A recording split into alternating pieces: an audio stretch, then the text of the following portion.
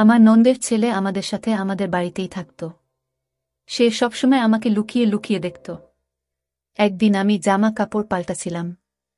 হঠাৎ আমি দেখতে পেলাম যে আমার নন্দের ছেলে আমাকে আড়াল থেকে দেখছে। আমি তাকে ধরে খুব মারি। সবার সামনে তাকে মেরে বাড়ি থেকে বের করে দিই। একদিন আমি বাজার থেকে ফিরে এসে আমার মেয়ের ঘরে যাই। আর সেখানে গিয়ে আমি যা দেখি তা দেখে আমার হুঁশ উড়ে যায়। কারণ আমার মেয়ের সাথে ববিতা কাজ করার সময় একটু চোখ কান খোলা রাখবে। সবসময় তাড়াহুড়ো করে কাজ করো তুমি। আমার শাশুড়ির গলার আওয়াজ শুনে আমি তাড়াতাড়ি কড়াইয়ের তেলে পেঁয়াজ ঢেলে বাইরে বেরিয়ে আসি। কে জানে আমি আবার কি ভুল করে ফেলেছি। আমার বিয়ের ৮ মাস হয়ে গেছে। আর এই ৮ মাসের একদিন ও যায়নি যেদিন আমি শাশুড়ির বকা খাইনি। আমার শাশুড়ি এক হাতে ঝাড়ু নিয়ে টিনের বাক্স কাছে দাঁড়িয়েছিলেন, যেটা দেওয়ালের সাথে লাগা ছিল। টিনের বাক্সের পেছন থেকে ঝাড়ু দিয়ে জোর করে ধুলো বের করার চেষ্টা করছিলেন। এটা ওনার রোজ দিনের কাজ। ঘরের কোনায় কোনায় গিয়ে আমার কাজের খুঁত বের করা। আমার স্বামী সবুজের আসার সময় হয়ে গেছে। সে যদি এসে তার মায়ের হাতে ঝাড়ু দেখে, তাহলে আমার কপালে দুঃখ আছে। আমি এগিয়ে গিয়ে মাকে বলি, ঝাড়ুটা আমাকে দিন মা, আমি ধুলো বের করছি। শাশুড়ি মা মুখটা বেজার করে আমার হাতে ঝাড়ুটা ধরিয়ে দেন আর বলেন, যখন আমার মেয়ে ঘর পরিষ্কার করত তখন পুরো বাড়ি চকচক করত।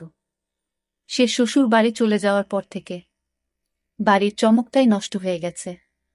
উনার কথা শুনে আমার খারাপ লাগে। আমি সারাদিন ধরে বাড়ির কাজ করতাম, কিন্তু কিছুতেই উনার মেয়ের মতন কাজ করতে পারতাম না। অনেক কষ্টে আমি কোণা থেকে না দেখতে পাওয়া ধুলো বের করে যখন রান্নাঘরে যাই, তখন দেখি সব পেঁয়াজ পুড়ে কালো হয়ে গেছে। আমি বুঝতে পারছিলাম না আমি কি করব। বাড়িতে আর পেঁয়াজ নেই। আর বিকেলে আমার ননদ আসবে তার স্বামীর সাথে। আমি শাশুড়িকে কিছু না বলে চটপট ঘরে গিয়ে সবুজকে ফোন করে বলি সে যেন ফেরার সময় পেঁয়াজ কিনে নিয়ে আসে। এটা শুনে সবুজ একটু রেগে যায় আর বলে, তোমার সব কাজ শেষ মুহূর্তে কেন মনে পড়ে? কিন্তু যখন আমি তাকে অনেক অনুরোধ করি, তখন সে রাজি হয়ে যায় আর ফেরার সময় পেঁয়াজ কিনে নিয়ে আসে। তার আগে আমি লুকিয়ে লুকিয়ে পোড়া পেঁয়াজগুলো ওখান থেকে সরিয়ে দিই।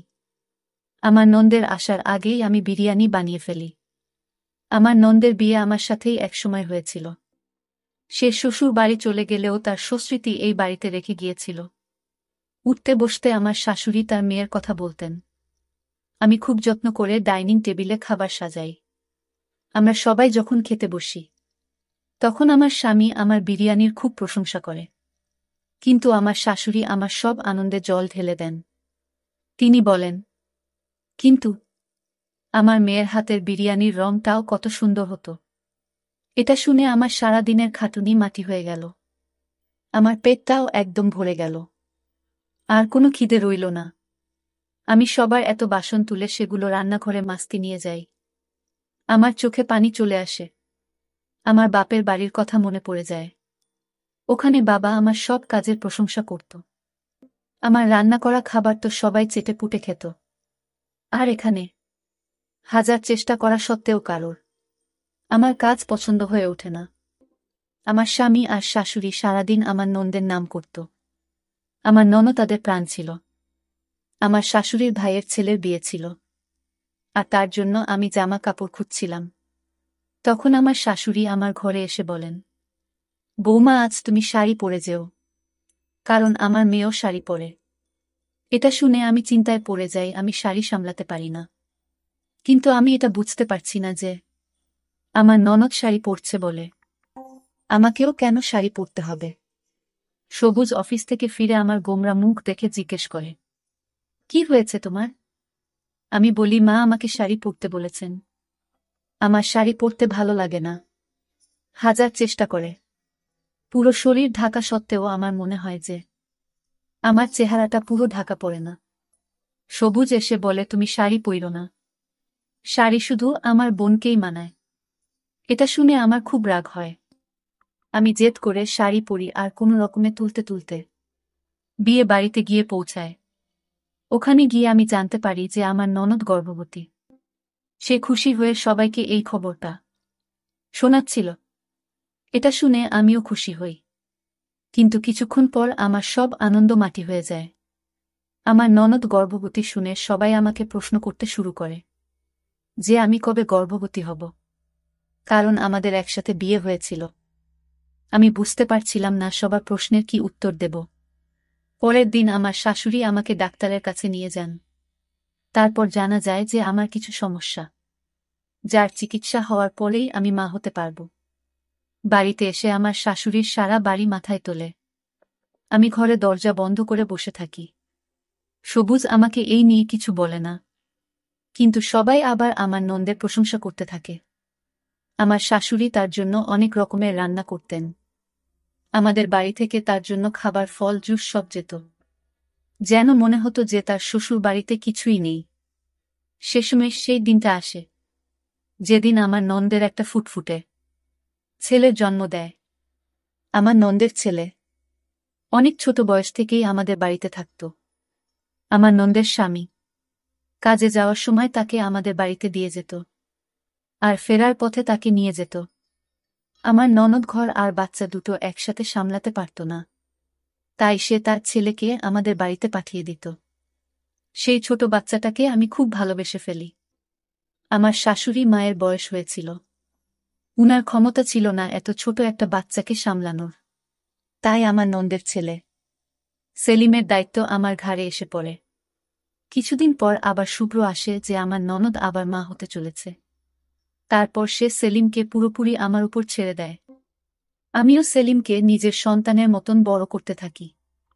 আমার নিজের কোনো সন্তান ছিল না, তাই আমি সেলিমকে নিজের সন্তান ভাবতাম। আমার ননদ সেলিমকে আর বাড়ি ফিরিয়ে নিয়ে যাওয়ার কথা বলে না, আর সে বরাবরের মতন আমাদের বাড়িতেই থেকে যায়। আমার সেলিমের প্রতি ভালোবাসা দেখে স্রষ্টার আমার উপর কৃত হয়।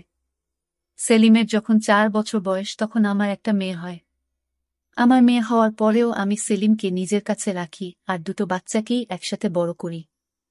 আমার নন্দের একের পর এক করে মোট 5টা বাচ্চা হয়, তাই তার সেলিমকে নিয়ে আর কোনো চিন্তা ছিল না। আমার শাশুড়ি সেলিমকে ছাড়া এক মুহূর্ত থাকতে পারতেন না, তাই সে আমাদের বাড়িতেই বড় হয়। দেখতে দেখতে অনেকগুলো বছর কেটে যায়। আমার মেয়ের রেশমার বয়স এখন 15 বছর, আর সেলিমের বয়স 19 বছর। আমার এখনো মনে হয় যে আমি কালকেই বিয়ে করে এই বাড়িতে এসেছি। আমার শাশুড়ি মায়ের বয়স হয়েছে, উনি আজকাল ঘর থেকে খুব একটা বের হন না। আমাদের দিনকাল ভালোই কাটছিল। একদিন আমি খাটে বসে চা খাচ্ছিলাম আর রেশমা আমার পাশে বসে বই পড়ছিল।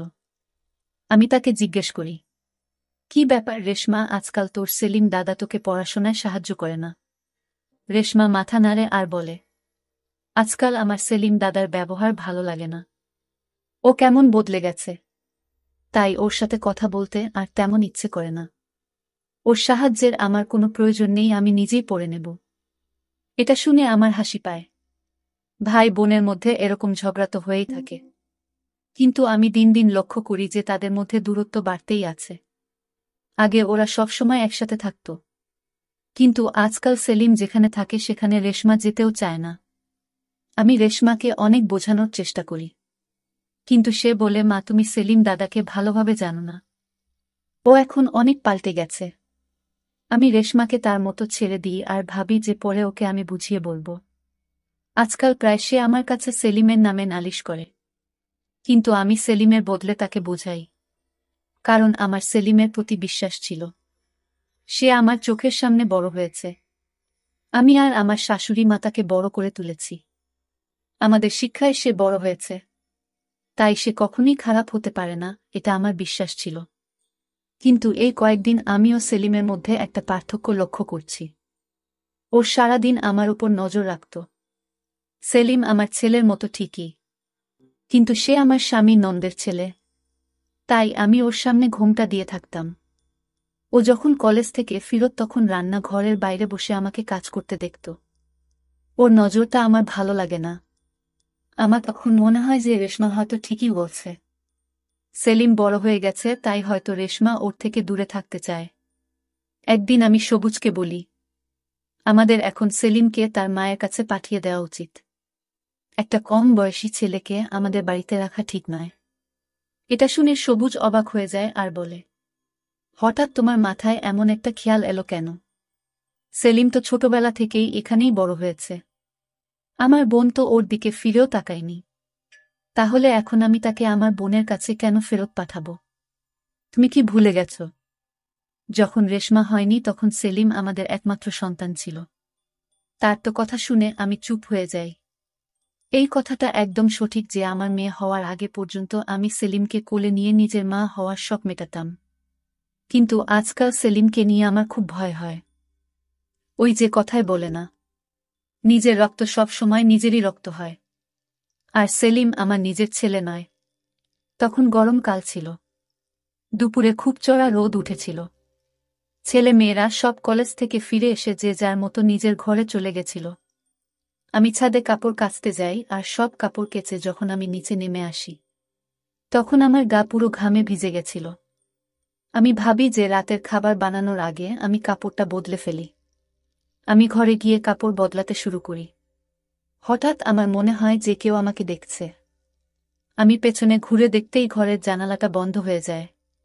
আমি হতবাক হয়ে তাকিয়ে থাকি, জানালাটা খোলে। কেউ একটা আমাকে কাপড় বদলাতে দেখছিল। ওই জানালাটা আমাদের আম বাগানের পাশেই। তাড়াহুড়োতে আমি জানালাটা বন্ধ করতে ভুলে গেছিলাম। আমি দূরে আম বাগানের দিকে যাই। আমি দেখতে চাই কে আমাকে কাপড় বদলানোর সময় দেখছিল। বাড়িতে তখন সেলিম, রেশমা আর আমার শাশুড়ি মা ছাড়া আর কেউ ছিল না। আর সবুজ তখনও বাড়ি ফিরেনি। আমি বাগানে গিয়ে দেখি সেলিম আমার জানালার কাছে দাঁড়িয়ে আছে। তখন আমি চোখে অন্ধকার দেখছিলাম। আমার বিশ্বাস হচ্ছিল না যেই ছেলেটাকে আমি ছোটবেলা থেকে কোলে পিঠা করে বড় করেছি, সে এতটা নিচে নামতে পারে কি করে? সে আমাকে জামা কাপড় বদলানোর সময় লুকিয়ে লুকিয়ে দেখছিল। আমাকে দেখে সেলিম চমকে উঠে আর ওখান থেকে চলে যাওয়ার চেষ্টা করে। তখনই আমি ওকে ধরে মারতে শুরু করি। আর আমি ওকে মারতে মারতে ঘরের ভিতরে নিয়ে আসি। সবুজ তখন অফিস থেকে বাড়ি ফিরে এসেছিল। বাড়িতে ঝামেলা দেখে সে হতবাক হয়ে যায়। আমি সেলিমকে নিয়ে গিয়ে সবুজের পায়ের কাছে ধাক্কা মেরে ফেলে দিই। আর সবুজকে বলি, জিজ্ঞেস করো তোমার আদরের বোনের ছেলেকে, সে আমার ঘরের জানালার বাইরে কি করছিল? সবুজ বলে, ববিতা তুমি শান্ত হও, এত চেঁচামেচি করার কি আছে? আমি রেগে বলি, তোমার বোনের ছেলে তো আজ তার সব সীমা ছাড়িয়ে গেছে। সে অনেকদিন ধরে আমাকে খারাপ নজরে দেখছিল।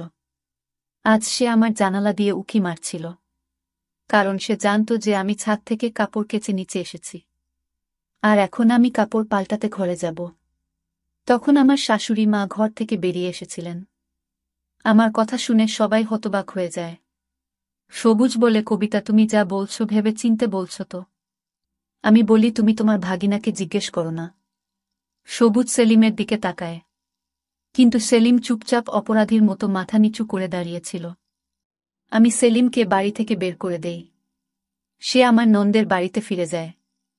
আমার শাশুড়ি মা তো বিশ্বাসই করতে পারছিলেন না যে সেলিম এমনটা করতে পারে। আমি বা শাশুড়ি মাকেও তো তাকে এমন শিক্ষা দিইনি। তাহলে এমনটা কি করে হলো? আমারও এটা বিশ্বাস করতে কষ্ট হচ্ছিল, কিন্তু আমি সবটা নিজের চোখে দেখেছিলাম, তাই আমার আর কোনো সন্দেহ ছিল না। আমি পরিবারের সকলকে সেলিমের এই নোংরা কাজের ব্যাপারে বলে দিই।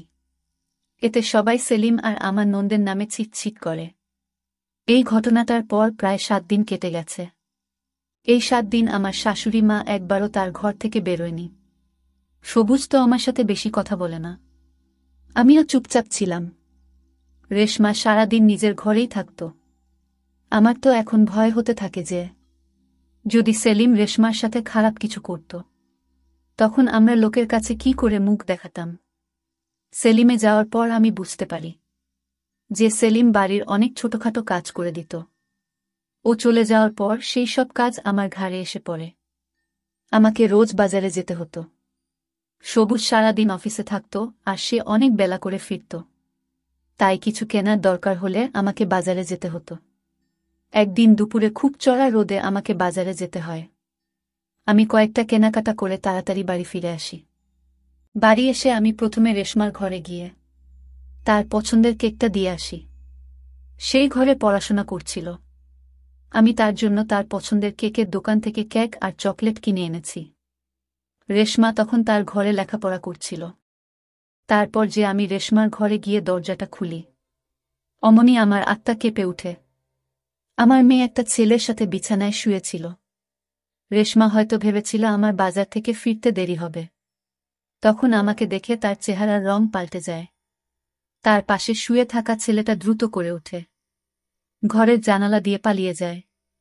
আমি তার পিছু নিয়ে আম বাগানে যাই, কিন্তু সে পেছনে দরজা দিয়ে পালিয়ে যায়। সে এত তাড়াতাড়ি পালায় যেন মনে হয় এটা তার প্রতিদিনের অভ্যাস। আমি হতাশ হয়ে বাগানে বসে পড়ি। রেশমা আমার জন্য জল নিয়ে আসে, কিন্তু আমি জলের গ্লাসটা মাটিতে ফেলে ভেঙে ফেলি। আমি রেশমার চুলের মুঠি ধরে বলি, সত্যি করে বল, এসব কতদিন ধরে চলছে? ওই ছেলেটা কে ছিল যে দুপুর বেলা তোর ঘরে ঢুকেছিল? রেশমা ভয়ে কেঁদে ফেলে, কিন্তু আমি বলি, আজ আমার হাত থেকে তুমি কিছুতেই বাঁচতে পারবে না। রেশমা কাঁদতে কাঁদতে বলে, এই ছেলেটা আমার সাথে কলেজে পড়ে। আমি ওকে খুব পছন্দ করি, কিন্তু সেলিমের ওকে পছন্দ ছিল না। সেলিম চাইতো না আমি ওর সাথে মেলামেশা করি, কারণ ওর মনে হতো ও খারাপ ছেলে। রেশমা আরও বলে যে সেলিম রেশমাকে ওই ছেলেটার সাথে মেলামেশা করতে বারণ করত, আর এই কারণেই ওদের মধ্যে দূরত্ব বেড়েছিল। রেশমার পছন্দ ছিল না সেলিম তাকে কোনো কাজে বাধা দিক, আর সেলিম রেশমাকে ভুল পথে যেতে দিতে চায়নি। সেলিম আমাকে রেশমার ব্যাপারে অনেকবার জানাতে চেষ্টা করেছিল, তাই সে আমার আশেপাশে ঘুরত, কিন্তু তার সাহস হয়ে ওঠেনি। এই কথাটা আমাকে মুখ ফুটে বলায় রেশমা সেলিমের বিরুদ্ধে আমার কান ভাঙাত, ওর নামে খারাপ কথা বলত। তাই আমি সেলিমের নজরের খারাপ অর্থ বের করেছিলাম, কিন্তু সেলিম আসলে আমাকে রেশমার ব্যাপারে বলতে চেয়েছিল। সেদিনও যখন আমি জামা কাপড় পাল্টাছিলাম, তখন ওই ছেলেটা রেশমার সাথে দেখা করে বাগানের পিছনে দরজা দিয়ে পালাচ্ছিল। তার নজর যখন আমার জানালার দিকে পড়ে, তখন সে সেখানে এসে আমার ঘরের জানালা দিয়ে উঁকি মারে। সে লুকিয়ে লুকিয়ে আমাকে দেখছিল। আমি যখন বাগানে গিয়ে পৌঁছাই, তখন ওই ছেলেটা পেছনে দরজা দিয়ে পালিয়ে গেছিল। সেলিম বুঝতে পেরেছিল যে সে বাগানে আছে, তাই সে তাকে ধরার জন্য বাগানে গেছিল। আমি যখন বাগানে যাই, তখন আমি সেখানে সেলিমকে দেখতে পাই, আর আমার মনে হয় যে সেলিম আমার ঘরের জানালা দিয়ে উঁকি মারছিল। কিন্তু আসলে সেটা সেলিম ছিল না, সেটা ছিল রেশমার প্রেমিক সবুজ। আর আমার শাশুড়ি মা যখন সেলিমকে প্রশ্ন করে, তখন সে কোনো কথা বলে না, কারণ সে রেশমার সম্মান বাঁচাতে চেয়েছিল। এটা যদি জানাজানি হতো যে রেশমা তা নিজের বাড়িতে তার প্রেমিকের সাথে দেখা করে, তাহলে সবাই ছিছি করত। আমার শাশুড়ি মা সবাইকে বলে বেড়াতো যে আমি আমার মেয়েকে শিক্ষা দিতে পারিনি। সেলিম চায়নি আমার দিকে কেউ আঙুল তুলুক, তাই সে সব দোষ নিজের ঘাড়ে নিয়ে নিয়েছিল। রেশমার সবটা জেনেও চুপ করেছিল, সে কাউকে সত্যিটা বলেনি। রেশমার কথা শুনে আমার হুঁশ উড়ে যায়। আমি না জেনে অনেক বড় ভুল করে ফেলেছি। আমি যাকে দোষী ভেবেছিলাম, সে আসলে আমার বাড়ির সম্মানের কথা ভেবে এত কিছু সহ্য করেছে। আমাকে এখন যে করেই হোক ভুলটা শুধরে নিতে হবে। আমি তখনই আমার ননদের বাড়িতে চলে যাই। সেখানে গিয়ে সেলিমের কাছে হাত জোড় করে ক্ষমা চাই। সেলিম আমাকে জড়িয়ে ধরে বলে, মামি, তোমার ক্ষমা চাওয়ার কোনো প্রয়োজন নেই। আমি তোমাকে খুব ভালোবাসি। তোমার জন্য আমি সবকিছু করতে পারি। আজ সেলিম প্রমাণ করে দিল যে ভালোবাসার সম্পর্ক রক্তের সম্পর্কের থেকে অনেক বড় হয়। আমি বাড়ি ফিরে সবুজ আর আমার শাশুড়ি মাকে সবটা খুলে বলি। আমি সেলিমের সাথে অন্যায় করেছি, তাই তারা আমাকে যে শাস্তি দেবে আমি মাথা পেতে নেব। কিন্তু সবাই আমাকে ক্ষমা করে দেয়। এখন আমাকে আর সবুজকে রেশমার ভুল পথে যাওয়া থেকে আটকাতে হবে, নইলে হয়তো সামনে অপমান আর বড় কোনো বিপদের আশঙ্কা হতে পারে। তো বন্ধুরা, আজকে এই পর্যন্তই। গল্পটি ভালো লাগলে লাইক, কমেন্ট, সাবস্ক্রাইব করে সাথেই থাকুন।